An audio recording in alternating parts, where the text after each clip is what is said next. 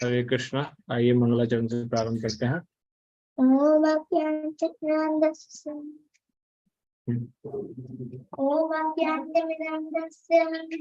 ज्ञानाञ्जनशलाकया चक्षुरुन्मिलितं येन तस्मै श्रीगुरवे नमः। नमो विष्णुपादाय कृष्णपृष्ठाय भूतले श्रीमते भक्तिवेदान्त स्वामिनिति नामिने गौरवाणी प्रचारिणे निर्विशेषाय शून्यवादी पाश्चात्यदेशतारिणे हे कृष्णा करुणा सिंधु दीनबंधु जगत्पते गोपिच गोपिकान्त श्री राधाकान्त नमस्ते तप्त कांचन गौरंगी श्रीपादे वृंदावनेश्वरी वृषभानुसुते देवी प्रणमामि हरिप्रिये वाञ्छाकल्पतरुभ्यश्च कृपासिन्धुभ्यैव च पतितानां पावनेभ्यो वैष्णवेभ्यो नमो नमः। जय श्री कृष्ण चैतन्य प्रभु नित्यानंद श्री अद्वैत गदाधर शिवासादि गौर भक्तवृंद। हरे कृष्णा कृष्ण कृष्ण हरे हरे हरे राम राम राम हरे हरे। अनंत कोटि वैष्णववृंद की जय, श्री प्रभुपाद की जय, श्री राधा माधव की जय, श्रीमद् भागवतम महापुराण की जय।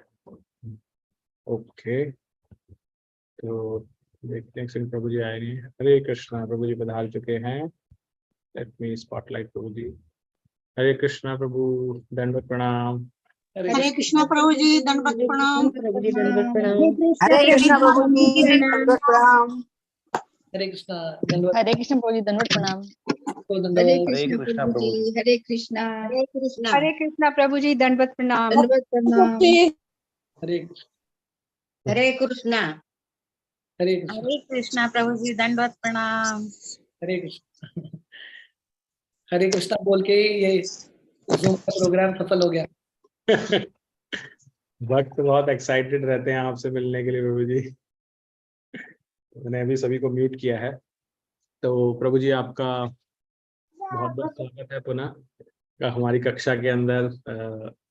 जैसा आपका मार्गदर्शन रहा है, हम लोग पिछले ऑलमोस्ट 1.5 महीना होने वाला है हम भागवतम का अध्ययन कर रहे हैं। बहुत आनंद आ रहा है और बहुत ही डीप है। हमें कई जगह हम पढ़ते हैं, मीनिंग तो समझ में भी नहीं आता कई लाइनों का, तो हम उसको आपस में चर्चा करने की कोशिश करते हैं। लेकिन कुछ ऐसे हैं जिज्ञासाएं जो हमने आपके लिए रखी थी। तो हमारी जो जिज्ञासाएं हैं वो 3 तरह की जिज्ञासाएं हैं आज, जो आपके समक्ष हम रखना चाहते हैं। तो आपका ये धन्यवाद भी देना चाहते हैं हम कि आप पधारे और इन जिज्ञासाओं को लेने के लिए आप एग्री कर गए। तो हमारे 3 तरह की जो जिज्ञासाएं रहेंगी प्रभु जी, वो रहेंगी एक तो जो हम पढ़ रहे हैं उससे रिलेटेड, दूसरी जिज्ञासाएं हैं जो भक्तों ने हमें पहले से, जब सेशन चलते रहते हैं बीच बीच में जिज्ञासाएं आती है, इससे रिलेटेड नहीं है लेकिन कुछ जिज्ञासाएं आध्यात्मिक जिज्ञासाएं, तो वो करते हैं, वो हैं। और तो ये दोनों पहले लेंगे हम। तीसरा फिर हम यहाँ पर पोल में, मतलब यहाँ पे जो लोग हैंड रेज करेंगे भक्त, उनके क्वेश्चंस लेंगे फिर डिपेंडिंग ऑन टाइम। तो ऐसा है प्रभु जी, ठीक है? यस। तो मैं प्रभु जी स्टार्ट करता हूँ। पहले प्रश्न हमारे जब कक्षा स्टार्ट हुई थी उसके बाद से ही कुछ आने शुरू हो गए थे, और जो प्रश्न थे, मैं पहले भागवतम से रिलेटेड ही प्रश्न लेता हूँ। पहले जो लेटेस्ट हमने पढ़े थे कुछ, अभी हमने लास्ट वीक ही पढ़ा था। ये प्रश्न था कुसुमलता माता जी। माता जी आप आ गए क्या?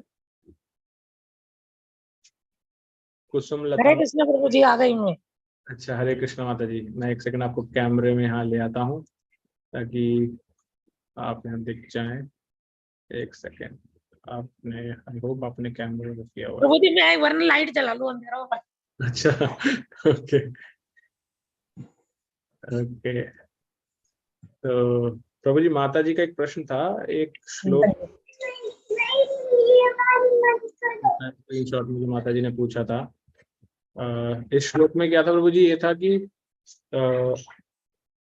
उसमें था कि हाँ, सुखदेव गोस्वामी का, सूत गोस्वामी ग्लोरिफिकेशन कर रहे थे before starting to answer the questions. तो उन्होंने एक सेकंड, प्रभु जी क्वेश्चन वो था ना कि जब व्यासदेव जी ने वो सुखदेव गोस्वामी चले गए थे तो उनके पिता व्याकुल हो गए थे और उनके जो व्याकुलता का प्रतिध्वनि थी वो वहां जो पेड़ थे वो खुद ही व्याकुल थे, उन्होंने की थी।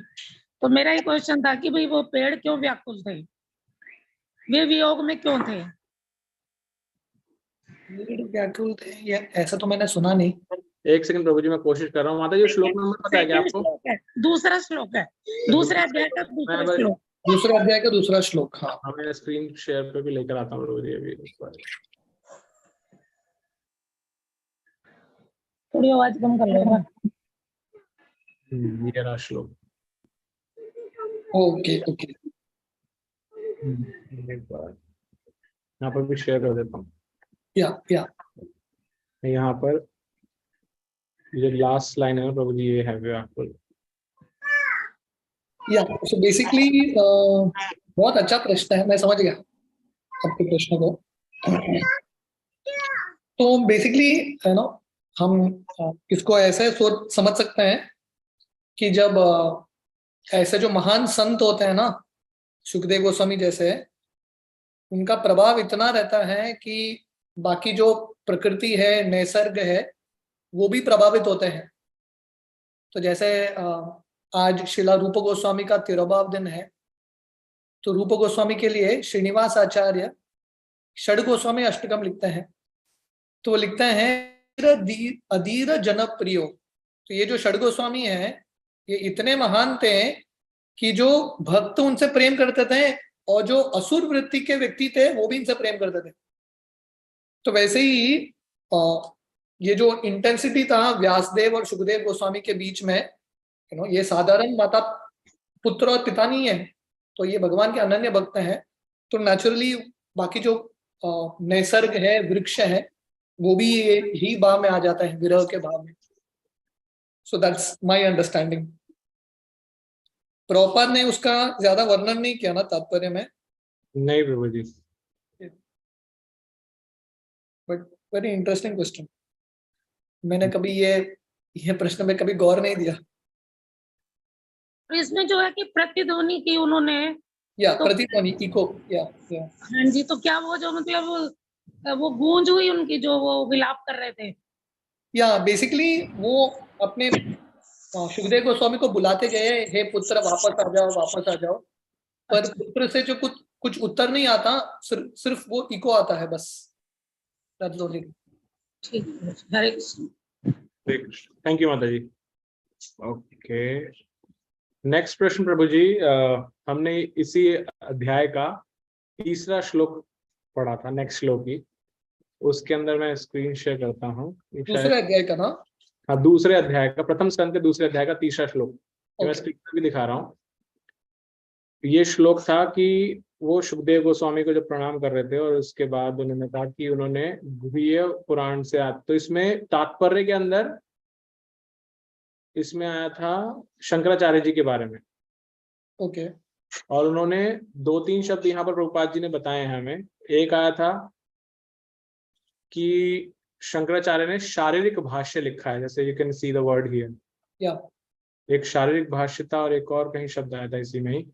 तो 2 शब्द आए थे। तो मैं प्रश्न, आई थिंक ये ज्योति माता जी आप हैं, आपका प्रश्न था क्या ये जो आपने मेरे को स्क्रीनशॉट भेजा था?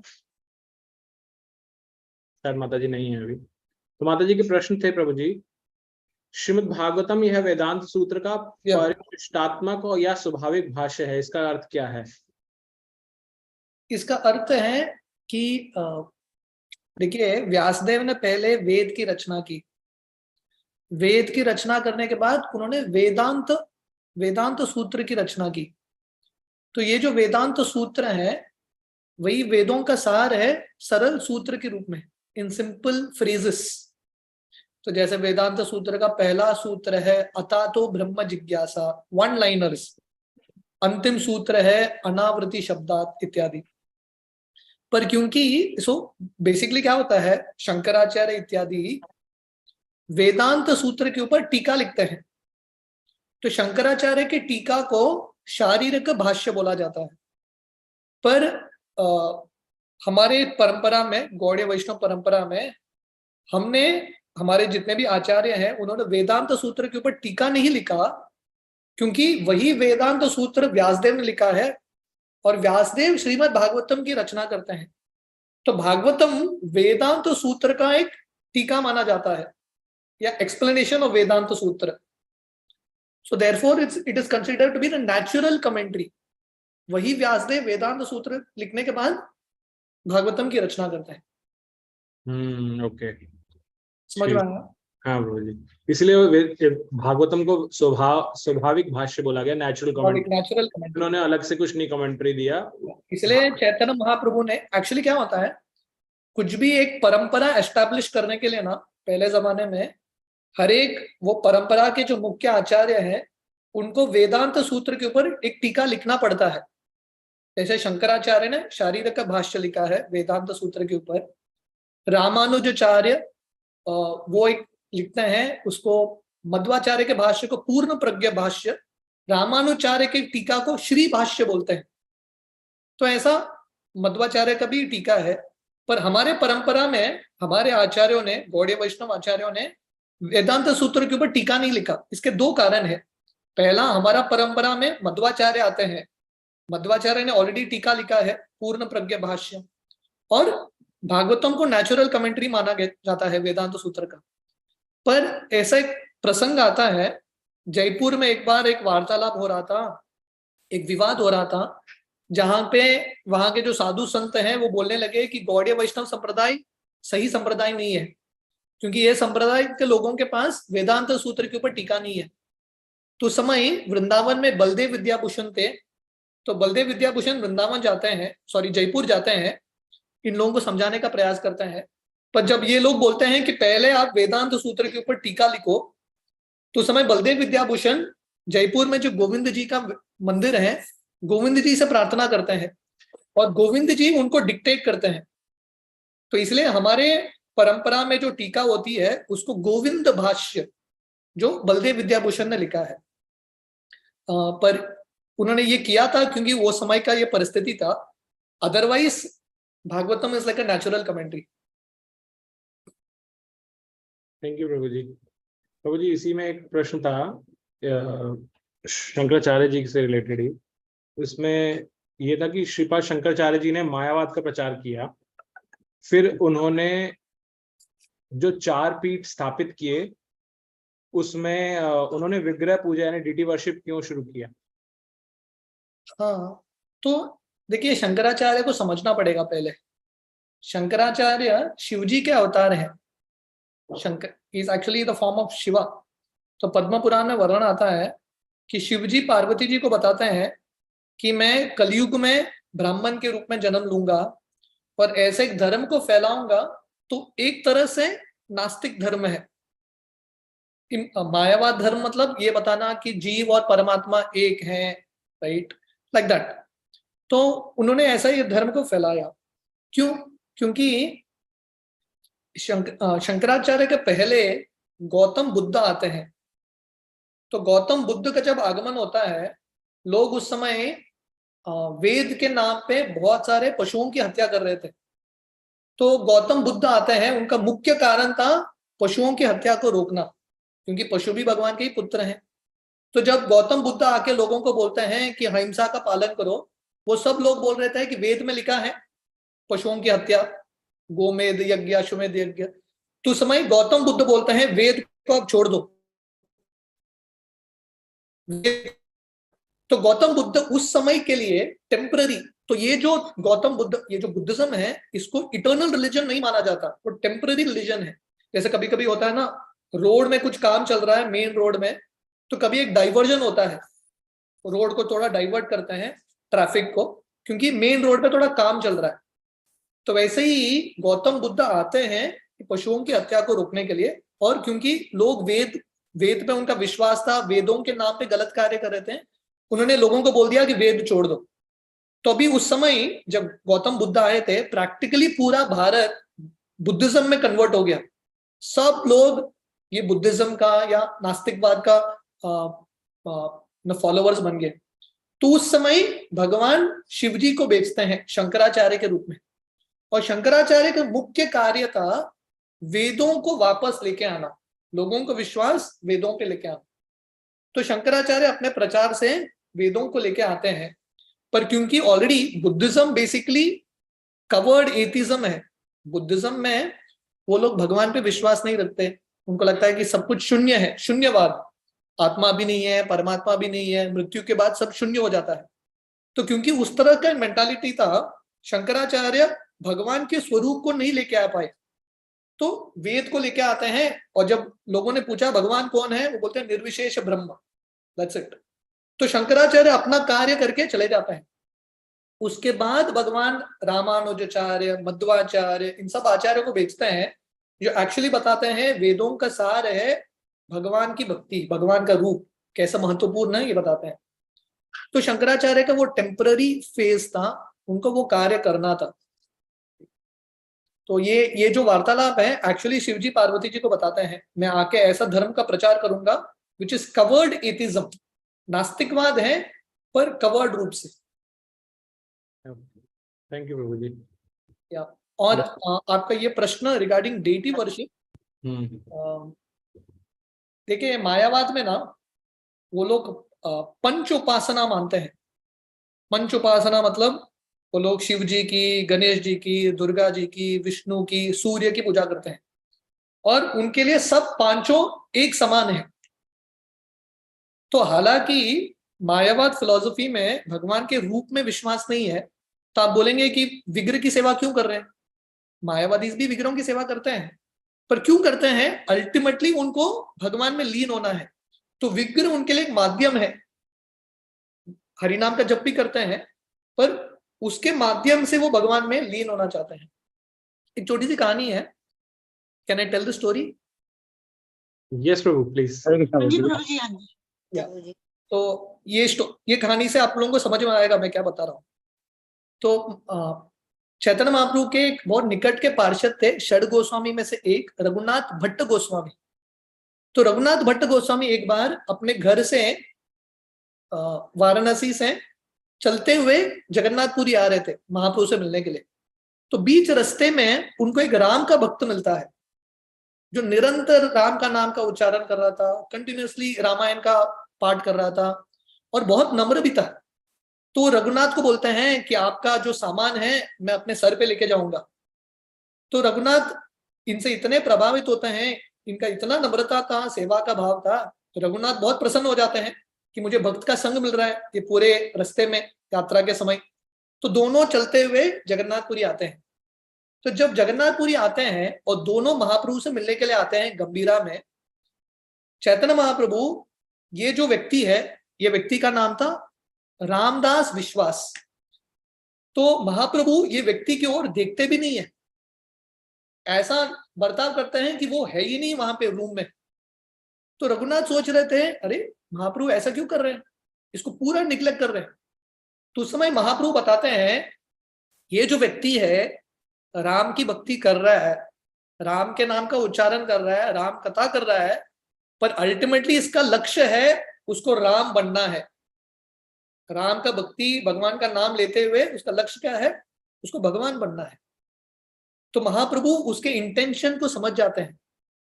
तो बाहरी दृष्टिकोण से भक्त भी वही चीज करते हैं, ये भी वही चीज कर रहा है, दोनों जप कर रहे हैं, दोनों विग्रहों की सेवा कर रहे हैं, पर इंटेंशन क्या है? मायावादियों का इंटेंशन रहता है I want to become God. इसलिए महाप्रभु इसको देखते भी नहीं है, he doesn't even look at it.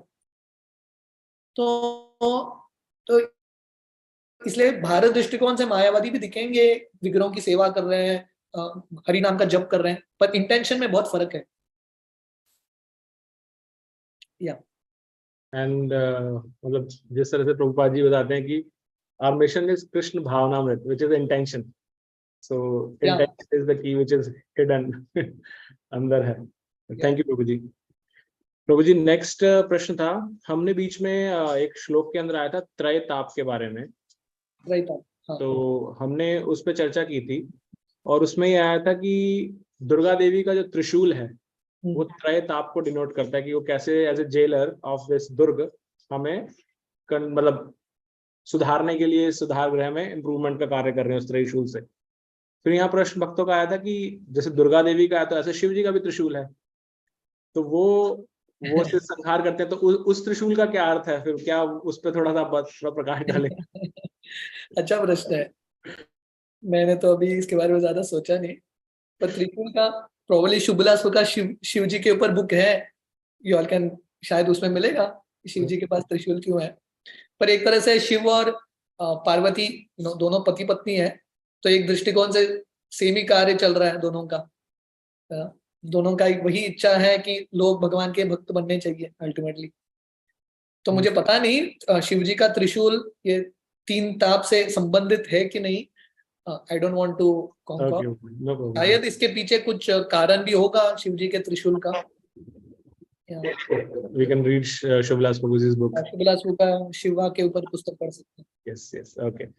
And then प्रभु जी इसी से रिलेटेड था कि जो हम त्रयताप बोलते हैं, हाँ। आदि भौतिक, आध्यात्मिक और आदिदैविक, हाँ। तो उसमें था कि ये दोनों, इसमें 2 त्रयताप ऐसे हैं जो भौतिक जगत में जो जीवों हैं उनसे ही मिलते हैं, यानी कि आध्यात्मिक और आदि भौतिक, और आदिदैविक तो बाहर हो गए, मतलब आदि भौतिक एक्चुअल में मिलने वाले दूसरे जीवों से, आध्यात्मिक तो स्वतः ही आते हैं। हाँ। राइट, तो लेट्स से उनमें से एक आते हैं, उनसे ही मिलते हैं जो कि अपने ही कर्म का फल होता है। तो हम ये कैसे कह सकते हैं दुर्गा देवी देती हैं और दैविक त्रैप भी क्या अपने कर्मों की वजह से मिलता है? तो इस पे थोड़ा सा if you can provide some perspective. या अल्टीमेटली क्या हमारे कर्म से ही मिलता है। सो बेसिकली सिद्धांत यह है कि अगर हम ये भौतिक दुनिया को जेल की तरह माने, तो जब जैसा कैदी जेल में जाता है अपने कर्म से ही जाता है, और वहां पे जाने के बाद जेलर जो भी करता है बस वहां पे कार्य होता है। सो सिमिलरली ये भौतिक दुनिया में हम आए हैं, definitely it's all our karma only, और जो भी कष्ट आ रहे हैं कर्म के माध्यम से ही आ रहे हैं, पर वो देने वाली है Durga Devi. She is the agent, वो भगवान की एजेंट है जो हमको हमारा कर्म दिलाती है, like that. Okay, thank you. Then प्रभु जी कुछ और प्रश्न हैं जो थोड़ा सा इससे हटके हैं, जो भागवतम हमने पढ़ा उससे हटके हैं थोड़ा सा। एक प्रश्न था कि कॉमन प्रश्न है, उसमें एकादशी व्रत से रिलेटेड था कि किस प्रकार का पदार्थ का सेवन करना चाहिए, क्या नहीं करना चाहिए, क्या बहुत अलग अलग विभिन्नताएं पाई जाती हैं इसके ऊपर। या बेस्ट है कि निर्जल कर सकते हैं या पानी के साथ कर सकते हैं तो बहुत ही अच्छा है, क्योंकि आजकल बहुत चीजों में बहुत कुछ मिलावट भी होती है, राइट। पर if you can do that, that's best. निर्जल या पानी के साथ या फलों के साथ, it's very nice. So you know these are the levels you can go. Best level है निर्जल, उसके बाद जल के साथ, उसके बाद शायद थोड़ा नींबू पानी, लाइक दैट थोड़ा फल के साथ। अगर नहीं हो सकता है so probably some cooked vegetables. नहीं हो सकता है तो देन यू हैव राजगिरा या कुट्टू, जो भी है, अलग अलग चीज है। पर अल्टीमेटली क्या है, एकादशी का फोकस थोड़ा शरीर के जरूरतों को कम करने के लिए होना चाहिए। नहीं तो कभी कभी उल्टा हो जाता है, एकादशी के दिन भक्त सोचते हैं क्या करें, एकादशी का पिज्जा खाएं, ये खाएं, वो खाएं, तो वो लक्ष्य चला जाता है। और अगर आपका ये प्रश्न है कि एग्जैक्टली कौन से सब्जी खाने चाहिए, कौन से नहीं खाने चाहिए डिटेल में, प्रभुपाद ने इस्कॉन में बहुत सारे चीजों पे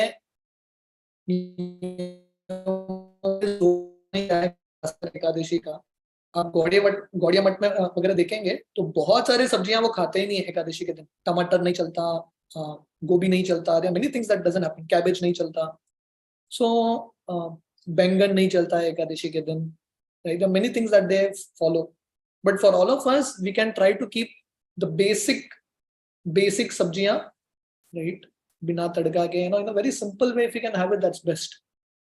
सो बहुत सारे भक्त हैं गौड़िया मठ के जो गाजर भी नहीं खाते एकादशी को। So that's what in ISKCON में शिला प्रभुपाद ने ये सब चीजों पे बहुत स्ट्रेस नहीं दिया है, right. He didn't get into the details of all the rules very properly, क्योंकि बेसिक चीज है, अगर हम धान्य को छोड़ देंगे, जो भी दाल है उसको छोड़ देंगे, और जो इस्कॉन में आपको जो मंदिर में जैसा प्रसाद मिलता है वैसे करेंगे, तो इट्स इनफ। थैंक यू प्रभु जी। प्रभु जी लास्ट प्रश्न, उसके बाद भक्त अपने हैंड रेज करके प्रश्न पूछ सकते हैं। एंड प्रश्न ये है, थोड़ा सा बड़ा हो सकता है। ये प्रश्न था प्रभु जी की, प्रभुपाद जी के बहुत सारे शिष्य हैं, सन्यासी शिष्य हैं, और सभी पूजनीय और बड़े सम्मानीय हैं, तो हमें उनमें से किन से दीक्षा लेनी चाहिए, इसका निश्चय कैसे करें?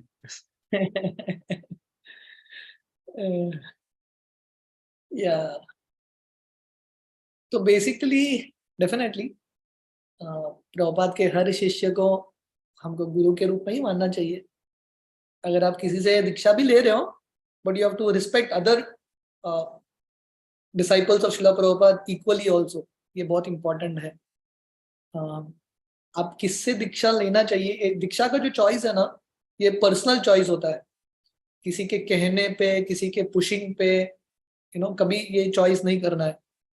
क्योंकि शादी माना जाता है, शादी 7 जन्म तक चलता है पर शादी में ना, इट्स ऑल, ये सब रिश्ते थोड़े समय के लिए रहते हैं, चले जाते हैं।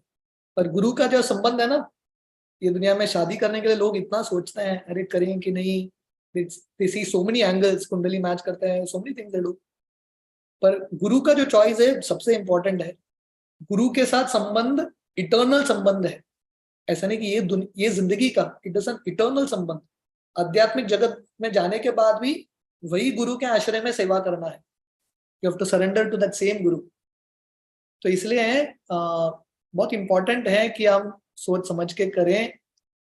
तो जिनसे आपको सबसे ज्यादा प्रेरणा मिलता है, और प्रेरणा का अर्थ है उनके दिए हुए पुस्तक, उनके दिए हुए प्रवचन, उससे कनेक्ट करना बहुत इंपॉर्टेंट है। क्योंकि गुरु का संगति फिजिकल रूप से बहुत कम मिलेगा। संगति सबसे ज्यादा गुरु के शिक्षाओं से मिलेगा, गुरु के शिष्यों से मिलेगा, गुरु के भाव से मिलेगा, उनका मूड क्या है। So that you have to try to understand and connect to. Srila Prabhupada अपने गुरु महाराज भक्तिसिद्धांत सरस्वती से शायद 3-4 बार मिले होंगे बस उनके पूरे जिंदगी में, उतना ही मुलाकात हुआ, ज्यादा नहीं। तो फिजिकल संग ज्यादा नहीं था, और प्रभुपाद ने जो वाणी है भक्तिसिद्धांत सरस्वती के, जो आदेश थे उनके लिए बहुत गंभीरता से पालन किया। So I feel this is how you can decide. आप इस्कॉन में जितने भी गुरु वर्ग हैं उन सबके प्रवचन सुनिए। सबसे ज्यादा जो आपको आकर्षित करता है, whom your heart is getting pulled to, you can choose that person and you can take time। ऐसा नहीं कि जल्दी जल्दी करना है। अगर आप कंफ्यूज्ड हो तो थोड़ा समय रुकिए, वेट फॉर सम टाइम, भगवान से प्रार्थना कीजिए। शास्त्रों में श्लोक है, ब्रह्मांड भ्रमिते कौन भाग्यवान जीव, गुरु कृष्ण प्रसादे पाई भक्ति लता बीज। भाग्यवान व्यक्ति को गुरु और कृष्ण की कृपा मिलती है। तो गुरु कैसे समझ में आते हैं, हमारा गुरु कौन है? पहले हमारा कनेक्शन कृष्ण के साथ है। अगर हम बहुत प्रामाणिक हैं ना, हम कृष्ण से प्रार्थना कर रहे हैं कि कृष्ण आप बताइए मेरे गुरु कौन होने चाहिए, Krishna will give you indications. परम पूज्य राधानाथ स्वामी महाराज के पुस्तक है जर्नी होम, आप देखेंगे तो वो पूरे पुस्तक का यही सार है। ये 19 साल का लड़का रिचर्ड स्लैविन अमेरिका से निकलता है गुरु की खोज में, पर उनको पता नहीं गुरु कौन है। इस्कॉन तो छोड़ो, इतने सारे अन्य मार्गों से अलग अलग गुरुओं को मिलते हैं, वो उनको पता नहीं चल रहा था। और बहुत बार वो ऐसे गुरु से मिल रहे थे जो बहुत शक्तिशाली है, बहुत ज्ञानवान थे, तो उनके मन में ये दुविधा था, इनसे दीक्षा लूं नहीं लूं। पर उन्होंने एक से कन्विंस नहीं थे, उन्होंने दीक्षा नहीं लिया। ही डिडंट टेक दीक्षा। एक जगह पे वहां के जो मठ के वासी उनको फोर्स करते हैं, you take diksha from this person, पर महाराज ने नहीं ली। जब तक आपका हार्ट रेजोनेट नहीं करता, जब तक आप कन्विंस नहीं होते पूर्ण तरीके से, don't make that choice, take your time. सुनिए, भगवान से प्रार्थना कीजिए। जैसे मैं बता रहा था, भगवान से प्रार्थना, अगर इच्छा तीव्र है, भगवान आपको बताएंगे आपके गुरु कौन है। So these are some of the guiding principles basically. Thank you प्रभु जी। ओके, होप अभिनव प्रभु को अपना आंसर मिल गया। नेक्स्ट, अभी जो भक्त प्रश्न करना चाहते हैं अपने हैंड रेज कर सकते हैं। and I'll ask one by one to raise, like unmute themselves. तो सबसे पहले संजय पंडित प्रभु जी। हरे कृष्णा प्रभु जी, हरे कृष्णा। बहुत अच्छा लगा आपके दर्शन हुए आज कुछ दिनों के, हरे कृष्णा। और उम्मीद करते हैं कि दर्शन होते रहेंगे। बहुत अच्छा लगता है। अच्छा प्रभु जी, मेरा एक मन में एक प्रश्न है, कहीं सुना था मैंने इस बात को, थोड़ा सा और एक्सप्लेनेशन आपसे देना चाहता हूँ कि एक रिलेशनशिप डेवलप हुआ था सुखदेव महाराज का महाराजा जनक के साथ। सुखदेव महाराज जी को अपने पिता व्यासदेव जी ने बोला था कि आप महाराजा जनक के पास चले जाइए और वहां से आपको और ज्ञान प्राप्त होगा। ये बात का डिटेल क्या है, क्यों अपने पिताजी ने उनको उनके पास भेजा, राजा के पास भेजा, जबकि वो खुद एक तरह से भगवान के ही प्रतिनिधि थे। ऐसी क्या सिचुएशन बन गई कि सुखदेव गोस्वामी जी को महाराजा जनक के पास भेजना पड़ा कुछ ज्ञान प्राप्ति की? ये प्रश्न मेरे मन में बहुत समय से चल रहा है, जिसका उत्तर आपसे। थैंक यू प्रभु जी। प्रभु जी, इसके आप प्रश्न का उत्तर दें उससे पहले बैकग्राउंड के लिए, हमारे बीच में एक प्रभु जी हैं जो आज शायद पता नहीं जुड़े नहीं जुड़े। प्रभु जी उनको काफी मतलब अलग अलग शास्त्रों को उन्होंने पढ़ा है। तो उन्होंने एक बार ऐसा कोट किया था कि सुखदेव गोस्वामी के जो गुरु थे वो जनक महाराज थे और उनसे उन्हें ज्ञान मिला था। एग्जैक्टली हो सकता है मैं थोड़ा स्टेटमेंट सही ना बोल रहा हूँ, बट ऐसा ही मुझे ध्यान है, ऐसा उन्होंने कुछ कहा था। तो शायद प्रभु जी जो प्रश्न कर रहे हैं उसी से रिलेटेड है, तो अगर आप थोड़ा सा उस पर हमें ध्यान मार्गदर्शन कर सके तो हमें उसका कुछ आइडिया नहीं है तो। ऑनेस्टली स्पीकिंग, ये कहानी के बारे में मैंने तो सुना नहीं, हो सकता है डेफिनेटली, क्योंकि शास्त्र बहुत विशाल है, बहुत सारे पुराण हैं, बहुत सारे अलग अलग कहानियां होते हैं। इट कुड बी, पर मैंने तो ये कहानी सुना नहीं। पर अगर ये कहानी सही भी है so it's the right understanding, क्योंकि हमारे शास्त्रों में वर्णन है 12 महाजन है, 12 ग्रेट पर्सनालिटीज, भगवान के सबसे महान 12 भक्त हैं। उनमें से एक जनक महाराज भी है, व्यासदेव भी हैं, सुखदेव गोस्वामी भी है, राइट। तो हर वैष्णव दूसरे वैष्णव को के सामने जाके गुरु मानता है, उनसे शिक्षा प्राप्त करता है। So that is the mood. तो जैसे हमारे षड गोस्वामी हैं, ये सब भगवान के महान भक्त थे, उनको भगवान का साक्षात दर्शन हुआ था, पर वो एक दूसरे को अपना गुरु मानते थे, उनसे आज्ञा लेते थे, उपदेश लेते थे। So that could be one understanding. पर एक्चुअल ये कहानी क्या है, व्यासदेव ने कब बोला सुखदेव गोस्वामी को जनक महाराज के पास जाने के लिए, मैंने तो I am not come across the story. मैं इतने सालों में मैंने तो अपनी अब तक ये कहानी नहीं सुना है। ठीक, थैंक यू प्रभु। Thank you Prabhu ji. Hare Krishna. Next Kalicharan प्रभु जी, आप अनम्यूट कीजिए। हरे कृष्णा प्रभु जी। हरे कृष्णा। हाँ, दो शब्द है जो मैं उसका अर्थ नहीं समझ पा रहा हूँ प्रभु जी। एक तो श्लाघी शब्द पहला लेता हूँ, श्लाघी। ओके प्रभु जी, इसका रेफरेंस देंगे कहाँ पर है ये? श्लाघी, आत्मश्लाघी इस तरह से आया है, शायद गीता में आया है ये शब्द, आत्मश्लाघी, श्लाघी इस तरह से।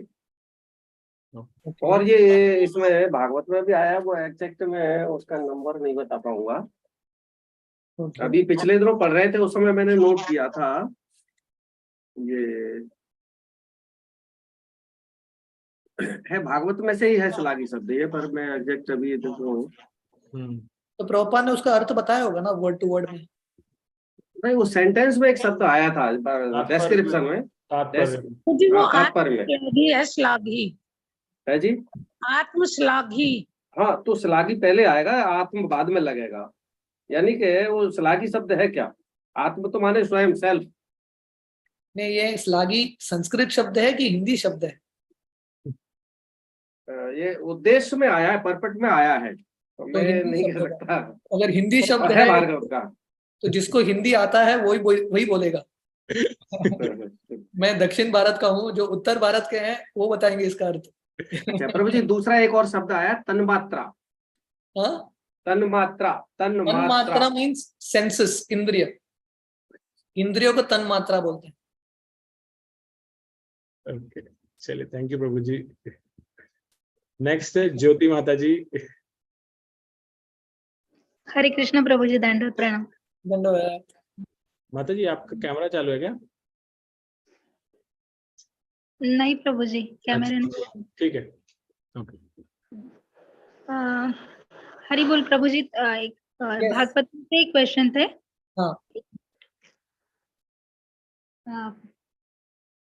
मीन्स पहला क्वेश्चन है कि श्रीमद् भागवत ये वेदांत सूत्र का स्वाभाविक भाष्य है, इसका अर्थ क्या है? यानी हरे कृष्णा माता जी। माता जी आपने लेट ज्वाइन किया है, आप रिकॉर्डिंग करिएगा। आपके प्रश्न मैंने सबसे पहले लिया था, यही प्रश्न। वेरी वेरी सॉरी प्रभु जी। वो तीनों पूछे क्या आपने? हाँ, तीनों प्रश्नों के प्रभु जी ने उत्तर दिए हैं। स्वाभाविक भाष्य, शारीरिक भाष्य और क्या प्रश्न था ये? मूर्ति पूजा के बारे में, चार के बारे में, तो तीनों पूछे हैं। ठीक, वेरी सॉरी प्रभु जी। हरे कृष्णा। ओके। और किसी भक्त का कोई प्रश्न है तो नहीं है तो प्रभु जी एक और प्रश्न था मेरे पास यहाँ पर। प्रभु जी ये प्रश्न था, क्योंकि हम सब अभी भागवतम पढ़ रहे हैं, भगवत गीता हमने पढ़ा है, तो ये तो हम मान रहे हैं कि कृष्ण भगवान या विष्णु भगवान, लेकिन हम इसको किस तरह समझें कि कृष्ण भगवान विष्णु भगवान के ऊपर है? क्योंकि जनरली अधिकांशतः जब हमने नॉर्मल पढ़ते हैं तो उसमें चलता है कृष्ण भगवान विष्णु के ही अवतार हैं। तो इसको ऑल्दो हम पढ़ेंगे, आगे अध्याय आएगा, लेकिन अगर आप थोड़ा सा एक बार उसका क्रोनोलॉजिकली बता सके किस तरह से हुआ है, तो वी पार्क दिस क्वेश्चन आपके लिए रखा था कि आप थोड़ा अच्छे से समझा पाएंगे इसको। तो जनरली ना, जब मैं एटलीस्ट जब नए लोगों के लिए प्रोग्राम करता हूँ, ये विषय को मैं ऐसा समझाता हूँ कि कृष्ण और विष्णु एक ही व्यक्ति है, भाव अलग अलग है। प्रभुपाद समझाते थे Vishnu is God in office and Krishna is God at home. Vishnu कौन है? भगवान। कृष्ण भी भगवान है, पर विष्णु ऑफिस में भगवान है, मतलब उनका भाव वही है, ऑफिशियल रोल। और कृष्ण घर में है। जैसे एक प्रभुपाद अक्सर ये उदाहरण देते थे। तो प्रभुपाद का एक खासियत है ना, प्रभुपाद ने बहुत कठिन चीजों को बहुत सरल रूप में, बहुत सिंपल एग्जांपल्स में प्रभुपाद ने समझाया है। तो प्रभुपाद बताते थे, जैसे एक जज होता है ना, हाई कोर्ट जज, जब कोर्ट में जाता है ना, उसको बहुत सम्मान मिलता है। सब लोग, वो जब आता है सब लोग खड़े होते हैं, योर हाइनेस, योर मैजेस्टी, जो भी है, उनको बहुत सम्मान से बात करना पड़ता है। पर वही जब जज जब घर आते हैं, उनके जो पत्नी है, मुझे नहीं लगता वो योर हाइनेस करके बुलाएगी, है कि नहीं? तो पहला नाम से बुला रही होगी। उनके जो पोते हैं, उनके पीठ पे बैठ जाते हैं, चलो घोड़े के रूप में है। तो वही जज है। ऐसा नहीं कि व्यक्ति चेंज हो गए, सेम पर्सनालिटी, पर भाव अलग है। तो वहां पे उनका ऑफिशियल रोल है, फॉर्मल रोल है, घर में इनफॉर्मल रोल है। तो ऐसे विष्णु का कार्य है फॉर्मल, डिफाइंड मैनेजमेंट, मतलब मेंटेनेंस का कार्य। जब भी कष्ट आते हैं, हम देखते हैं, अभी जन्माष्टमी आ रहा है, अब जन्माष्टमी की लीलाओं को पढ़ोगे, जब कंस इत्यादि इतना सारे अत्याचार कर रहे हैं, ब्रह्मा जी देवताओं के साथ, धरती माता के साथ शिरोदक्षाई विष्णु के पास क्षीर सागर में जाते हैं और पुरुष शुक्त अर्पण करते हैं कि आप प्रकट लीजिए, आप अवतार लीजिए, क्योंकि विष्णु का कार्य मेंटेनेंस। जब भी कष्ट आता है, विष्णु के पास जाते हैं। पर भगवान कृष्ण क्या कर रहे हैं? भक्तों के साथ लीला कर रहे हैं। प्रभुपाद ने बहुत बार वर्णन किया है, कृष्ण असुरों को मारते हैं, पर ये मेन बिजनेस नहीं था कृष्ण का। कृष्ण असुरों को ऐसे मिनटों में समाप्त कर देते, जस्ट वृंदावन के लीलाओं में थोड़ा मूड चेंज करने के लिए असुर आते थे। पर भगवान का, कृष्ण का मेन बिजनेस साथ, दोस्तों के साथ, गोपियों के साथ लीला करना। This was the main business of Krishna. So Krishna is more intimate, Krishna is at home. इसलिए देखिए, विष्णु के साथ ना कोई भी इनफॉर्मल बिहेव नहीं कर सकता। ऐसा प्रसंग कभी नहीं आता कि नारद मुनि विष्णु के कंधे पे हाथ रख के बात करते हैं विष्णु से, ऐसा कभी नहीं होता। बहुत प्रेम से, रिस्पेक्टफुली बात होता है विष्णु के साथ। पर कृष्ण के लिए, कृष्ण के दोस्त भगवान कृष्ण के ऊपर चढ़ भी जाते हैं, कुश्ती में हरा देते हैं, कृष्ण के ऊपर चढ़ जाते हैं। गोपियों के साथ अलग लीला होता है, गोपियां कृष्ण के पैर को खींचते हैं, बहुत मजाक उड़ाते हैं। The mood is completely different. So this is a simple understanding. Krishna is God at home, very intimate, और Vishnu is God in the office. तो ये जो समझ है हम जनरली नए लोगों को ये बताते हैं. पर अगर आप शास्त्र पढ़ोगे, स्पेशली भागवतम भी आगे के स्कंदों में आएगा और चैतन्य चरितामृत में और विस्तार से वर्णन है.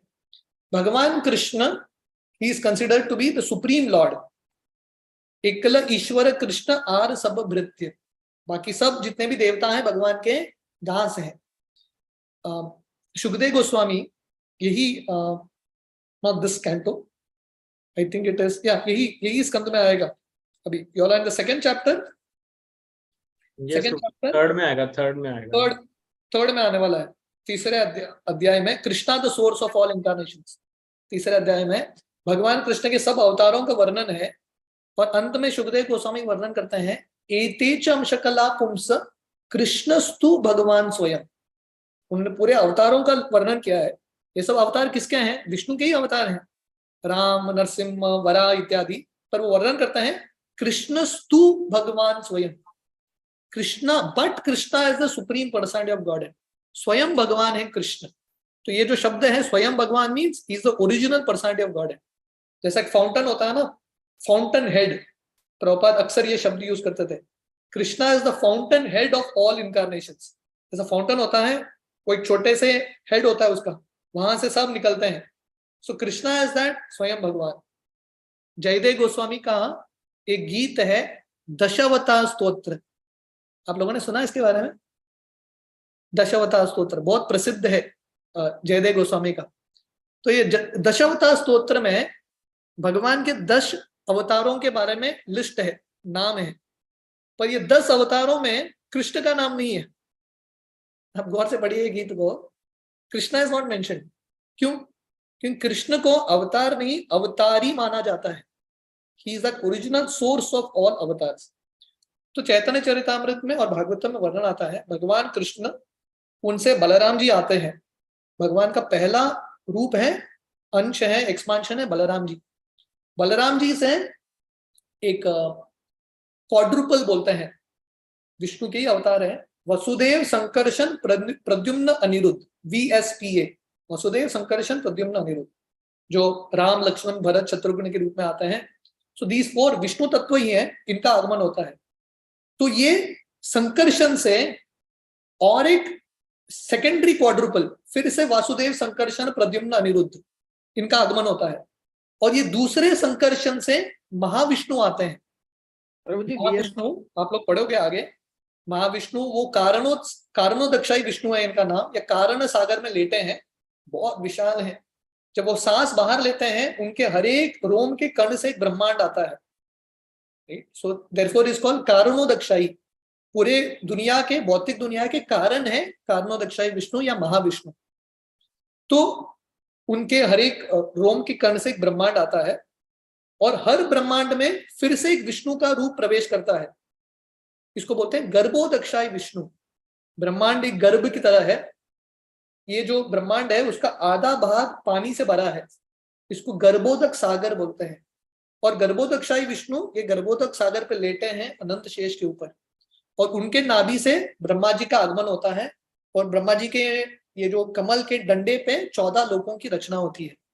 तो ये दूसरे विष्णु के अवतार हैं, गर्भोदक्षाई विष्णु. ये गर्भोदक्षाई विष्णु से तीसरे विष्णु के अवतार आते हैं शिरोदक्षाई विष्णु.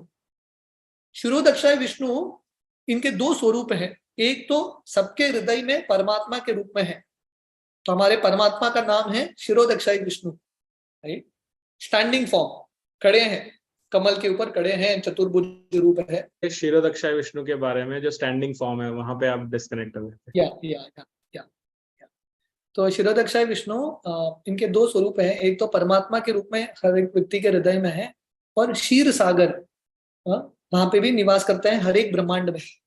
तो जब भी देवताओं को कुछ कष्ट होता है, प्रॉब्लम्स होते हैं, ब्रह्मा जी के साथ ये क्षीर सागर में जाते हैं और विष्णु को पुरुष शुक्त अर्पण करते हैं. और हर एक अवतार, हर एक ब्रह्मांड का जो अवतार है शिरोदक्षाई विष्णु के माध्यम से ही आते हैं. इसलिए विष्णु को ऐसा माना जाता है कि विष्णु से सब अवतार आते हैं. इसलिए जब भगवान कृष्ण के भी आगमन का समय था, कृष्ण लीला का समय था, भागवतम में वर्णन आता है कि ब्रह्मा जी सब देवताओं के साथ क्षीर सागर में जाते हैं और वही विष्णु, क्षीरोदक्ष विष्णु बोलता है मैं बहुत जल्दी यदुकुल में मैं जन्म लूंगा। तो इसलिए ऐसा दृष्टिकोण से लगता है कि कृष्ण भी विष्णु से ही आए हैं, क्योंकि भगवान कृष्ण भी वही चैनल को फॉलो करते हैं, विष्णु के माध्यम से ही आते हैं। That is also correct. तो अगर कोई बोलेगा कि कृष्ण विष्णु से आए हैं, इट इज करेक्ट, क्योंकि ये भौतिक दुनिया में ऐसे ही आगमन होता है। पर ये क्षीरोदक्ष विष्णु कहाँ से आए हैं, इनका आगमन कहाँ से हुआ है? कृष्ण से। So Krishna chooses to follow the same channel, पर ऐसा नहीं कि भगवान कृष्ण से ही, विष्णु से ही कृष्ण आ रहा है, एक्चुअली उसका उल्टा अर्थ है। So this is like the full understanding. आपसे बेटर समझा नहीं सकता था इसको कोई। आई एम श्योर अभी भी काफी लोगों को थोड़े से क्वेश्चंस होंगे, डाउट होंगे इससे रिलेटेड। इस वीडियो को आप सभी बाद में सुनिएगा, एक बार थोड़ा फॉलो कीजिएगा, एंड देन उससे रिलेटेड जो आपके प्रश्न बनेंगे वो हम प्रभु जी से नेक्स्ट टाइम चर्चा कर सकते हैं। अभी जो प्रभु जी आपने लेकिन जो समझाया, एक प्रश्न मेरा बस ये आया था, आपने बताया कि अलग अलग ब्रह्मांड प्रकट होते हैं महाविष्णु के रोम रोम से, राइट? एंड देन आपने कहा उन सब में गर्भोदक्षाय विष्णु जाते हैं अलग अलग। हाँ, इतने सारे असंख्य ब्रह्मांड हैं, और असंख्य ब्रह्मांडों में गर्भोदक्षाय विष्णु भी अलग अलग हैं। उनमें उनकी नाभि से कमल नाल के अंदर ब्रह्मा जी प्रकट होते हैं, तो ब्रह्मा जी भी असंख्य हैं हर ब्रह्मांड के जितने। बराबर। देन यू सेड कि उस कमल की नली के अंदर 14 भुवन हैं। हाँ, तो क्या ये अंडरस्टैंडिंग भी सही है कि हर ब्रह्मांड के अपने अपने 14 भुवन हैं? हाँ, डेफिनेटली। ओके। तो पृथ्वी क्या मतलब, जो क्या बोलते हैं, कौन सा लोग बोलते हैं जिस जहाँ पे मनुष्य रहते, तो वो हर ब्रह्मांड में इतने सारे वो हैं लोग? I forgot the name. Definitely. Okay. ब्रह्मांड का साइज वेरी होता है। हमारा ब्रह्मांड सबसे छोटा ब्रह्मांड माना जाता है, और हमारे ब्रह्मा जी सबसे छोटे ब्रह्मा जी, 4 सर वाले। बाकी ब्रह्मा जी 8 सर वाले, 16 सर वाले, हजारों सर वाले। तो हमारा ब्रह्मांड बहुत छोटा ब्रह्मांड है। ओके। ओके। एंड इसके बारे में प्रभु जी भागवतम में ही और आएगा डिटेल में, जैसे आप बता रहे हैं सब, या कहाँ पर पढ़ सकते हैं इनके बारे में, अगर शास्त्रोक्त तरीके से और पढ़ना और अध्ययन करना? भागवतम में तीसरे स्कंद में, तीसरे स्कंद नहीं, दूसरे स्कंद पे ही आ जाएगा। दूसरे स्कंद में आएगा, तीसरे स्कंद में आएगा। और मैंने जो ये कृष्ण का आगमन के बारे में बताया, कृष्ण से बलराम जी आते हैं, this is more in detail in Chaitanya Charitamrita. Okay. Chaitanya Charitamrita के आदि लीला में और विस्तार है। ओके। और ये भुवन अलग अलग हैं, और ये सब हम भागवतम में मिलेगा कि हर ब्रह्मांड के अंदर अलग अलग 14 भागवतम मिल जाएगा। ठीक। ओके प्रभु जी, आई थिंक 2 लास्ट क्वेश्चंस हैं आपके लिए। अभिनव प्रभु जी, आप अनम्यूट करेंगे। हरे कृष्ण प्रभु जी। हरे कृष्ण। प्रभु जी मेरा क्वेश्चन भागवतम से रिलेटेड नहीं है। मेरा क्वेश्चन है, जैसे हम मॉर्निंग में शिक्षाष्टकम बोलते हैं, तो उसका 3rd नंबर वर्ष है शरणागति सुनिश्चित करोर अभिषेचना। तो क्या हमें स्पेशली मेरे साथ क्या है, हम जैसे जिब्बा से बोल तो देते हैं कि हमको तिन के समान नीच समझना चाहिए, पेड़ से भी ज्यादा सहनशील होना चाहिए, लेकिन ये अंदर से कुछ नहीं है, यहाँ से सब सूखा है, बस केवल जीभ काम करती है कि ऐसे ऐसे बोल दिया, अंदर से कुछ नहीं। ऐसे कैसे भाव आएगा? या जब ऐसे चिंतन करेंगे ना, मैं सिर्फ बोल रहा हूँ पर पालन नहीं कर रहा हूँ, जब सिंसियरली हम सोचेंगे ना, तब हम एक्चुअली पालन करने का प्रयास करेंगे। तो आपने सही बताया।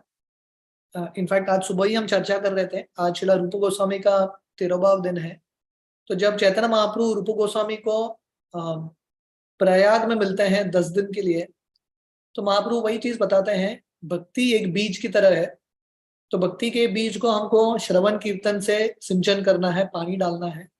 पर ये भी सावधान रहना है कि जब हम श्रवण कीर्तन करेंगे भक्ति के मार्ग में, बाहरी दृष्टिकोण से सब कार्य कर रहे हैं, पर अगर हम सावधान नहीं है तो पानी बीज को नहीं मिलता, पौधे को नहीं मिलता, अलग अलग वीड्स को मिलता है, अलग अलग जो घास है उनको मिलते हैं। तो अगर हम सावधान नहीं रहेंगे, हम भक्ति कर रहे हैं, हरिनाम का जप कर रहे हैं, पर हमारा इंटेंशन और कुछ है, तो इसलिए हर बार हमारे अपने आप से प्रश्न पूछना, मैं नम्र हो रहा हूं कि नहीं। सेल्फ इंट्रोस्पेक्शन बहुत इंपॉर्टेंट है, समय निकालना। नहीं तो बहुत मैकेनिकल भक्ति होगा, हम सिर्फ करते रहेंगे, हर चीज को टिक करेंगे, पर सही भाव में कर रहे हैं कि नहीं, हम नम्र हो रहे हैं कि नहीं, इसके बारे में चिंतन करना बहुत इंपॉर्टेंट है. So taking some time to self introspect बहुत इंपॉर्टेंट है. इसलिए प्रवचन के बाद या जो पुस्तक हम पढ़ते हैं, किसी आचार्य के बारे में हमने पढ़ा है, थोड़ा समय निकाल के अपने बारे में सोचना. अगर वो गुण नहीं है तो ऐसा आचार्यों से प्रार्थना करना, ये बहुत इंपॉर्टेंट है. So only when we think about something, अगर हम किसी चीज के बारे में ध्यान से सोचते हैं ना और उस दिशा में काम करते हैं, वही चीज हासिल होता है. नहीं तो जैसा आप बोल रहे हो, सुबह सुबह उठ के हम बोल तो देते हैं पर तुरंत बोलने के बाद भूल भी जाते हैं. Immediately forget it also. तो बार बार याद दिलाना अपने आप को बहुत इंपॉर्टेंट है. थैंक यू प्रभु. Thank you. Next Kusum Kalia माता जी. हरे कृष्णा प्रभु जी. हरे कृष्ण माता जी. अब प्रभु जी, मैंने इस्कॉन से भागवतम ली थी. उन्होंने बोला था कि हम आपको और बुक्स देंगे, तो मेरे को उनसे कौन सी बुक्स की डिमांड करनी चाहिए जो अच्छी हो? सब डिमांड कर लीजिए. ठीक है जी. चैतन्य चरितामृत, प्रभुपाद के बहुत सारे छोटे पुस्तक हैं. Easy journey to other planet, science of self realization, okay. Second chance, बहुत सारे बुक हैं. प्रभुपाद अमृत ले लो माता जी. ठीक है जी, धन्यवाद जी. Thank you. अविनाश प्रभु, आप कैमरा ऑन करके बोल सकते हैं क्या प्लीज? अविनाश प्रभु जी. हरे कृष्णा प्रभु जी, प्रणाम. हरे कृष्ण. हाँ प्रभु जी. यस प्रभु. यस. हरे कृष्णा प्रभु जी, प्रणाम. अभी जैसे हरे- मतलब हम धाम अपराध के बारे में कुछ जानना चाहते हैं. धाम अपराध मतलब इसके बारे में कुछ बताइए कि कौन कौन सा अपराध धाम में रहने से किस चीज के बारे में हमें सतर्क रहना चाहिए. क्योंकि अभी हम वृंदावन में भी करंटली हैं, तो हमारे दिमाग में चलता रहता है कि मतलब अभी हैं, फिर धाम अपराध कुछ हो जाए. वैसे अपराध तो वो मतलब सुबह में डिसाइड करते हैं हम लोग और थोड़ा बहुत जानते हैं, लेकिन धाम अपराध के बारे में कुछ नहीं पता. तो उसके बारे में क्या बताइए. हरे कृष्णा. आप वृंदावन में रहते हो? हाँ, अभी वृंदावन में. जाए, बहुत भाग्यशाली हो. या तो वृंदावन में रहने से यस प्रगति भी होता है, पर थोड़ा सावधान भी रहना बहुत इंपॉर्टेंट है. इनफैक्ट चैतन्य महाप्रभु के एक पार्षद थे जिनका नाम था जगदानंद पंडित. तो भगवान के बहुत निकट के पार्षद थे, पर महाप्रभु ना उनको एक स्पेशल इंस्ट्रक्शन देते हैं. जगदानंद पंडित का इच्छा होता है उनको वृंदावन जाना था, तो महाप्रभु जगदानंद पंडित को बोलते हैं आप वृंदावन जाना, पर ज्यादा दिन मत रुकना वृंदावन में, बहुत जल्दी वापस आ जाना. क्योंकि वृंदावन में प्रगति होता है, पर you have to be very careful. अपराध से बच के रहना वहां पे. तो कौन कौन से अपराध हैं? पहला, धाम में रह के भौतिक कार्य करना, मतलब आपका कुछ जो भी बिजनेस है दैट्स ऑल ओके, पर वहां पे प्रजल्प करना, बहुत ज्यादा भक्ति के अनरिलेटेड स्टफ बहुत ज्यादा करना, मटेरियलिस्टिक लाइफ, ये बहुत बड़ा अपराध है. क्योंकि वृंदावन में हर एक क्षण बहुत इंपॉर्टेंट है, बहुत सावधानी से प्रयोग करना है. इंद्रिय भोग न करना वृंदावन में, this is a very big offence. दूसरा है वृंदावन धाम में खासकर जो ब्रजवासियों के प्रति बहुत सम्मान से रहना. धाम में हम साधारण रूप में सबको देखते हैं, पर उनसे झगड़ा न करना. वहां के जो पशु हैं, कुत्ते हो बिल्ली हो, उनसे भी बहुत सम्मान से रहना बहुत इंपॉर्टेंट है. Respecting all the animals and all living entities of Vrindavan. ये दूसरा अपराध है, धामवासियों के प्रति अपराध करना. So mainly these are the principles. और देयर इज वन मोर कि वृंदावन धाम को भौतिक दुनिया का हिस्सा मानना, उत्तर प्रदेश का हिस्सा मानना, like that. Calculating the dham in materialistic way. ये समझना कि वृंदावन धाम गंदा है, यहाँ पे बहुत गंदगी है, seeing in with material eyes, it is an offence. तो इसलिए वृंदावन धाम एक्चुअली प्रकट होता है जब हम श्रवण करते हैं. हम हमारे यात्रा में जब भी परम पूज्य राधानाथ स्वामी महाराज यात्रा लेके जाते हैं, तो धाम को हम एक्चुअली हमारे ये चर्म के आंखों से देख नहीं सकते. जब हम श्रवण करते हैं धाम के बारे में, तभी धाम का प्राकट्य होता है.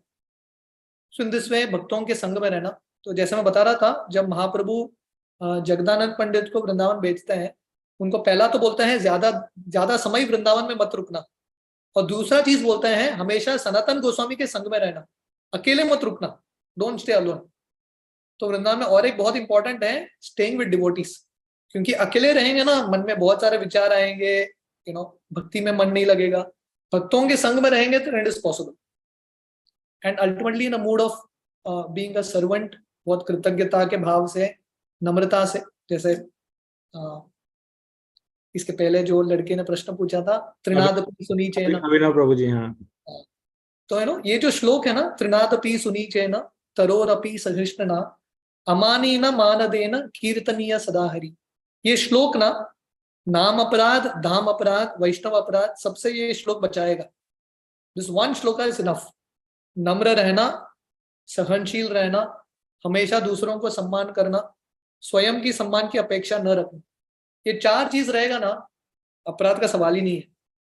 अपराध जब होता है जब हमारे मन में अहंकार आता है, सहनशीलता का भाव कम होता है।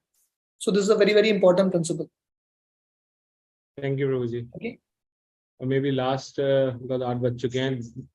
राकेश, अविनाश, मैं जब वृंदावन आऊंगा ना तुमसे मिलूंगा। हरि बोल, बहुत बहुत धन्यवाद प्रभु। हरे कृष्णा, नमो प्रणाम। ओके, राकेश वेदी प्रभु जी। हरे कृष्णा प्रभु जी, दंडवत प्रणाम। दंडवत। हरे कैसे कृष्णा हैं? प्रभु जी। आप कैसे हैं? तबीयत कैसा है? प्रभु जी ठीक है, आपका आशीर्वाद है। प्रभु जी, मेरे 2 प्रश्न थे, एक शंका समाधान है। मैं अभी इस्कॉन वहाँ से अपना बेंगलुरु से लेवल 2 गीता लेवल 2 कर रहा हूँ। लेवल 1 मैंने कर लिया था वहां से। तो वहाँ पे जो है नाम निष्ठा दास प्रभु जी जो है वो क्लास लेते हैं।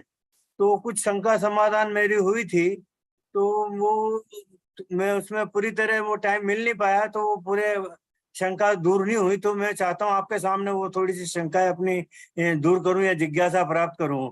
Yes. तो प्रभु जी, मेरी एक तो सबसे पहला ये है कि प्रभु खुद कहते हैं कि भाई तुम सब कुछ छोड़ के मेरी शरण में आ जाओ, बाकी सब तुम्हारा हर तरीके से जो भी उद्धार कल्याण होना होगा, जो भी कुछ होगा, तुम मेरी शरण में आओगे तो मैं तुम्हारा सब ज्ञान की प्राप्ति होगी और तुम्हारा कल्याण हो जाएगा।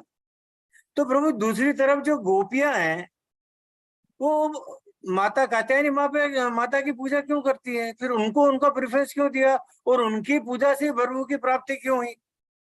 उन्होंने तो फिर देवी की पूजा करी ना।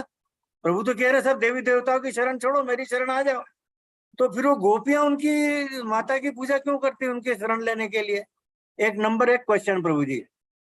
दूसरा क्वेश्चन ये है प्रभु जी कि जब महाभारत होता है तो महाभारत के अंदर द्रौपदी माता का जब चीरहरण होता है, तो जो महायुद्ध हुआ उसका मुख्य कारणों में से एक कारण ये भी है कि वह स्त्री का चीरहरण होता है, मर्यादा के खिलाफ है, धर्म के विरुद्ध है।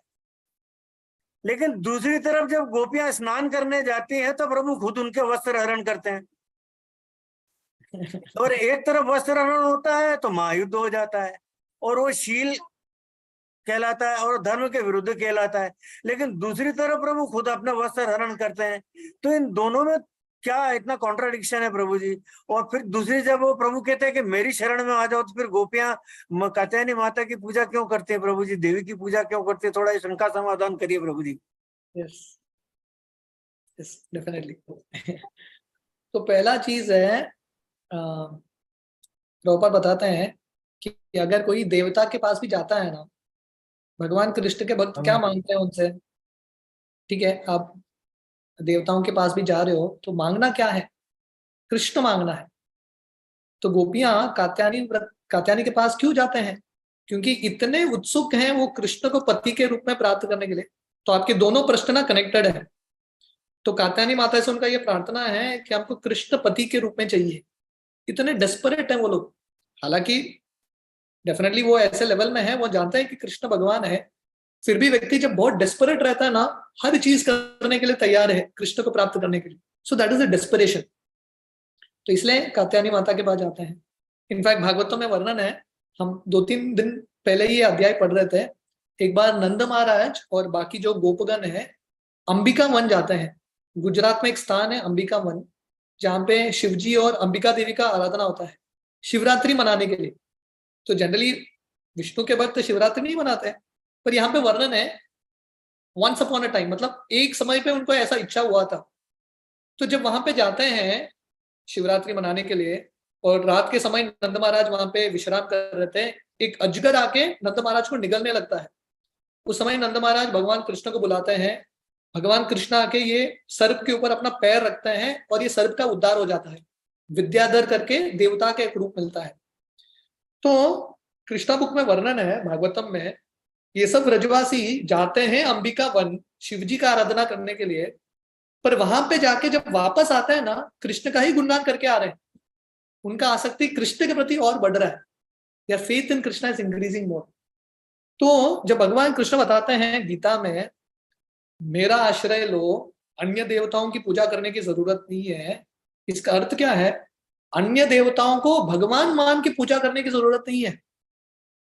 जैसे मैं बता रहा था, मायावादी हर एक व्यक्ति को एक समान देखते हैं।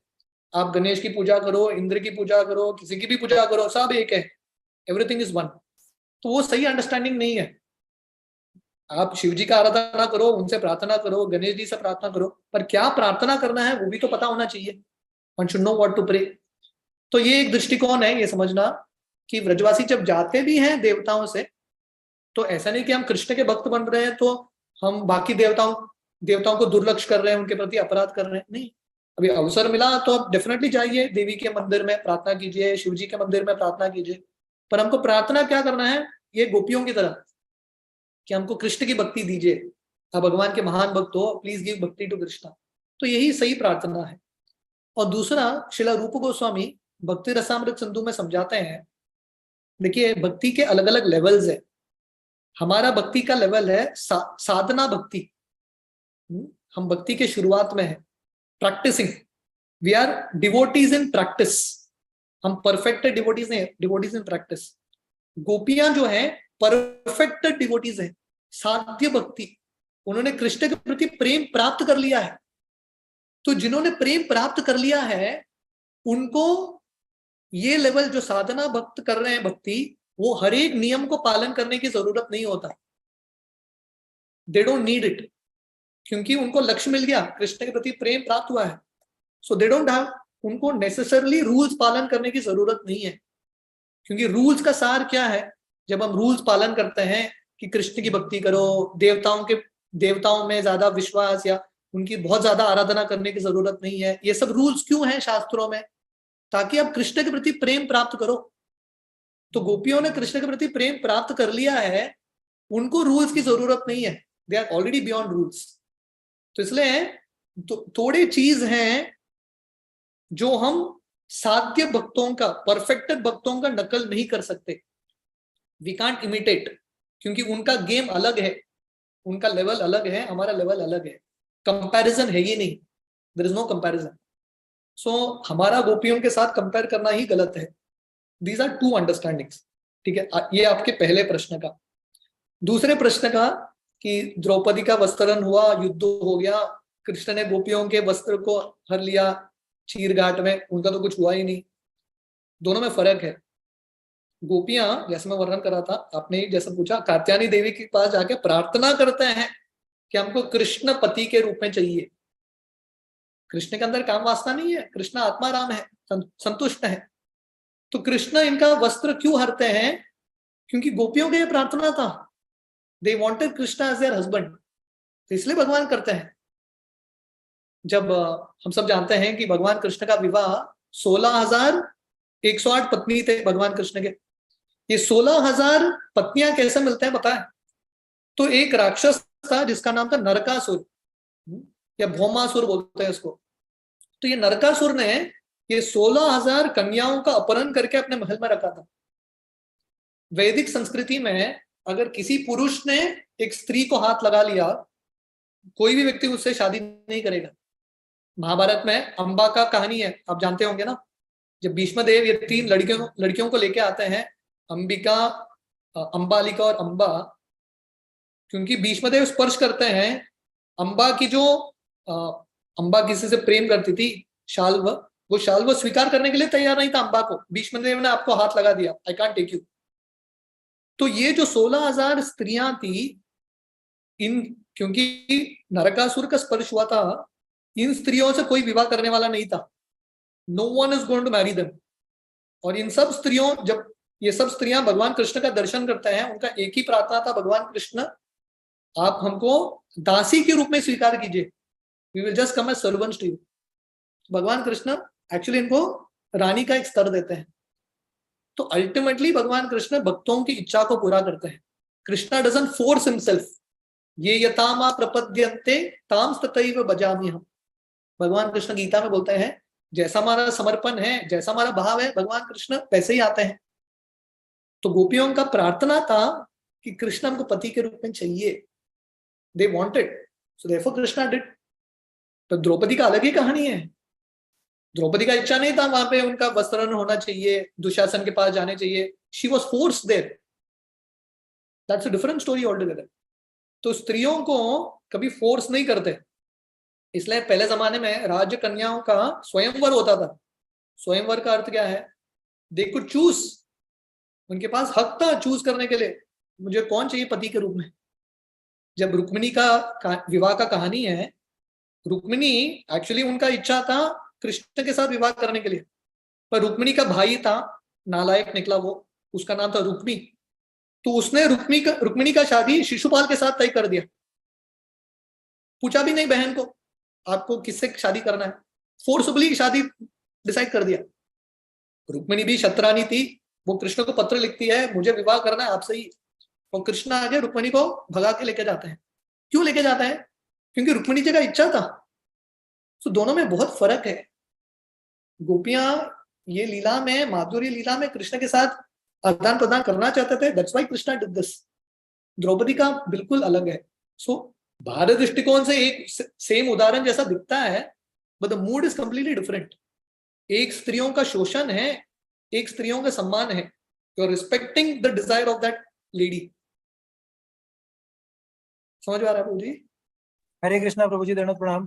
धन्यवाद। सॉरी प्रभु, इंटरप्ट कर रहा हूँ, क्वेश्चन नहीं, जस्ट एक ऐड करना चाह रहा था। इसमें मैंने एक जगह पढ़ा था कि इसमें जो वर्णन आता है उसमें वर्ड यूज होता है कुमारी का, एंड दैट कुमारी का मीन्स कि जो वो गोपियां हैं जिनका वस्त्र वाला जो लीला का जो वर्णन है, दैट कुमारी का मीन्स कि वो बहुत ही यंग गोपीज हैं, they are not adult gopis, they are very young gopis. तो आई थिंक वो भी एक क्लैरिफिकेशन देने से थोड़ा सा इसमें क्लैरिटी आएगा। आई डोंट नो मैंने ये सही है कि गलत है प्रभु जी। हरे कृष्णा। वैसे तो वर्णन है जब भगवान कृष्ण रासलीला भी करते हैं गोपियों के साथ, गोपियों का उम्र लगभग 8 साल का था, 8 years old or something like that. So that's also an understanding.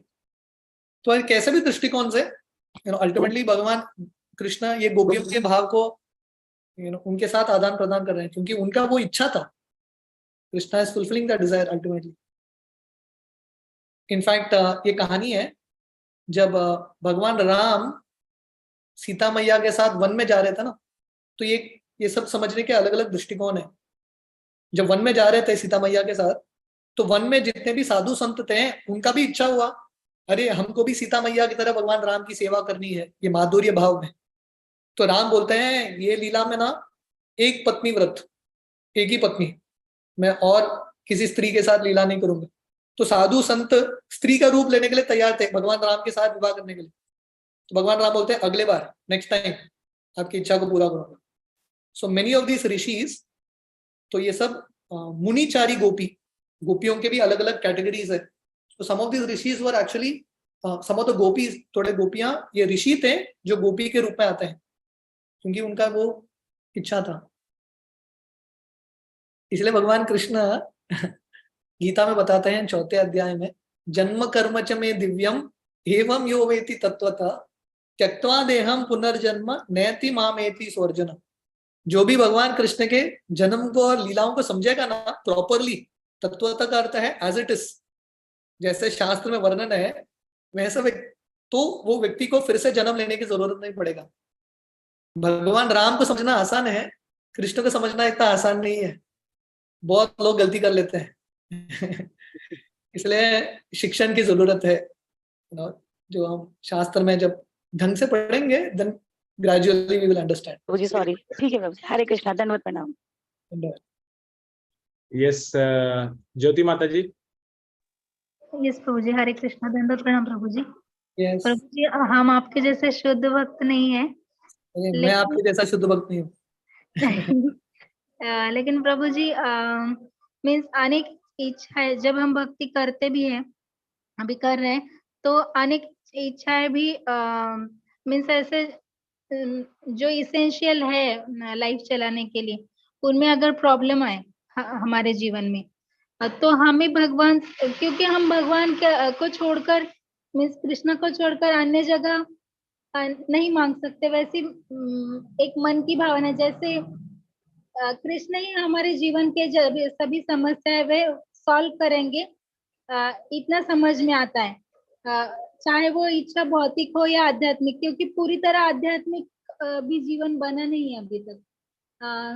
तो फिर जब हमारे जीवन में भौतिक भी संकट आए, तो हमें कैसे प्रार्थना करनी चाहिए प्रभु जी, और वो सही है या गलत है कि भौतिक चीजों के लिए भगवान से प्रार्थना करे कि नहीं, ये भी सही है क्या गलत है? क्योंकि फिर गिल्ट भी आता है कि इतने साल भक्ति कर रहे हैं और छोटी छोटी समस्याओं के लिए भगवान से मांग रहे हैं वो इच्छा पूर्ण हो, तो ये कैसे हैंडल करे प्रभु जी? हरे कृष्ण। अच्छा प्रश्न है, अच्छा प्रश्न है। तो इसके अलग अलग दृष्टिकोण है। शिला प्रभुपाद बताते थे कि अल्टीमेटली भगवान कृष्ण हमारे पिता की तरह है, तो कष्ट में आएंगे तो डेफिनेटली जैसा बच्चा पिता के पास भागते हुए जाता है, तो डेफिनेटली हम कृष्ण को हमारा समस्या बताएंगे, so that is quite natural. पर शुद्ध भक्त का डेफिनेशन है अन्याभिलाषिता शून्यम ज्ञान कर्मादि अनामृतम। तो शुद्ध भक्त जो है भौतिक इच्छा भगवान से मांगते नहीं है, कष्टों का निवारण भी भगवान से मांगते नहीं है, अल्टीमेटली भगवान से भगवान की भक्ति ही मांगते हैं। तो धीरे धीरे हमको ये स्तर तक आना है। भागवतम में गजेंद्र की कहानी है, जब वो मगरमच्छ गजेंद्र के पैर को पकड़ लेता है, गजेंद्र भगवान को बुलाते हैं, पर गजेंद्र बहुत हॉनेस्टली भगवान को बोलते हैं कि भगवान मैं तो शुद्ध भक्त नहीं हूँ, मेरा वो लेवल नहीं है, मैं अभी कष्ट में हूँ, प्लीज आप क्या आके आप मुझे बचाइए। So we could be honest about our level कि मैं अभी वो लेवल पे नहीं हूँ, अभी समस्या बहुत डेस्परेट है, please come and help me. पर अल्टीमेटली हम समस्याओं का निवारण क्यों चाहते हैं? अगर आपकी जिंदगी में कुछ समस्या है या कुछ इशू है, समस्या का निवारण क्यों चाहते हैं? एटलीस्ट ये प्रार्थना भगवान से होना चाहिए, भगवान आप मदद कीजिए ताकि हम आपकी सेवा कर सके ज्यादा, but ultimately it is your will. शिला प्रभुपाद जब बीमार थे ना, अमेरिका में जब पहली बार गए थे प्रभुपाद, ही वाज हॉस्पिटलाइज्ड, तो सब भक्त टेंशन में आ गए, अरे प्रभुपाद को कुछ हो गया तो क्या होगा। तो सब भक्त प्रभुपाद को पूछने लगे, प्रभुपाद हम भगवान कृष्ण से प्रार्थना कर सकते हैं क्या, कृष्ण प्रभुपाद को बचाइए, should we pray like that? तो प्रभुपाद बोले yes you can pray, but you can add one sentence at the end. आप भगवान से बोल सकते हैं, भगवान कृष्ण अगर आपका इच्छा है तो प्लीज प्रभुपाद को बचाइए, हम चाहते हैं कि प्रभुपाद रहें और थोड़े साल हमको संग देने के लिए, but if it is your desire. So ultimately we can put a proposal to Krishna, पर ये भी भगवान को बोल सकते हैं कि भगवान if it is your Dzire, क्योंकि भगवान हमारे पिता है, हमसे ज्यादा बुद्धिमान है, राइट? तो हमको लगेगा ये समस्या का हल ये है, पर भगवान जानते हैं सही सोल्यूशन क्या है। तो कृष्ण के प्लान्स हम हमारे दृष्टिकोण से समझ नहीं सकते। So we can pray to Krishna to help us, but we can also pray, हम ये भी प्रार्थना कर सकते हैं कि भगवान अल्टीमेटली आपका जो इच्छा, राके कृष्ण मारे कृष्ण राके के, अगर आपका इच्छा है कि मैं रहूं देन आई विल कंटिन्यू, अगर आपका इच्छा है कि मैं अपना प्राण त्यागूं, I am ready for that also, whatever is your desire, like that. Thank you प्रभु जी। अंतिम प्रश्न कालीचरण प्रभु जी आपका। हरे कृष्णा प्रभु जी। हरे कृष्णा प्रभु जी, मैं थोड़ा सा, हो सकता है ये काफी लोगों के लिए प्रश्न हो, मैं ये जानना चाहता हूँ कि गीता के श्लोक याद कैसे करें और उन्हें स्पेल करके उसका अर्थ केवल श्लोक सामने रख के कैसे करें, कैसे सीखें? मतलब उसका हमें लिखा हुआ अर्थ नहीं चाहिए, एक्सप्लेनेशन भी नहीं चाहिए जो किताब में लिखा हुआ है, केवल श्लोक सामने रख के हम कैसे उसका अर्थ ढूंढें और मतलब कैसे अपने लोग अपने खुद ही कैसे कर सकते हैं अर्थ हम? या ये सो चीज बेसिकली क्या तो अलग अलग तरीके होंगे, पर बेसिकली क्या है ना, वो श्लोकों का बार बार उच्चारण करने से ना अपने आप कंठस्थ हो जाता है, you will learn it by heart. तो पहले जमाने में गुरुकुल सिस्टम में ना नोट्स नहीं हुआ करते थे, गुरु जो है बच्चों से बार बार वो श्लोक दोहराते थे, वही श्लोक को 10 बार 15 बार दोहराओ। तो श्लोकों का पठन कैसे होता है, पहला एक लाइन उसको 2-3 बार बोलो, दूसरा लाइन, हाँ, बाद में दोनों लाइन को एक साथ, बाद में तीसरा लाइन 2-3 बार, चौथा लाइन 2-3 बार, बाद में पूरे श्लोक को 10-15 बार कंठस्थ हो जाएगा, ऑटोमेटिकली यू विल लर्न। एक और जानकारी, मतलब ये स्पेल कभी कभी तो पूरी लाइन ही एक उसके लकीर के नीचे होती है, तो स्पेल करके ही उसका मीनिंग निकाला जाता है। लकीर के तो नीचे वो हाँ, मतलब पूरी नहीं, जैसे 2 लाइनों में श्लोक होता है, एक ऊपर की लाइन नीचे की लाइन, तो हाँ। किसी किसी लाइन को पूरा पूरा एक ही रहता है पूरा वर्ड, उसको स्पेल हाँ। करने में वो दिक्कत आती है करीबन। Yeah so it's all practice only, वो बार बार करने से ना आसान होगा, when you keep doing it it will be easier. Hare Krishna. Hare Krishna.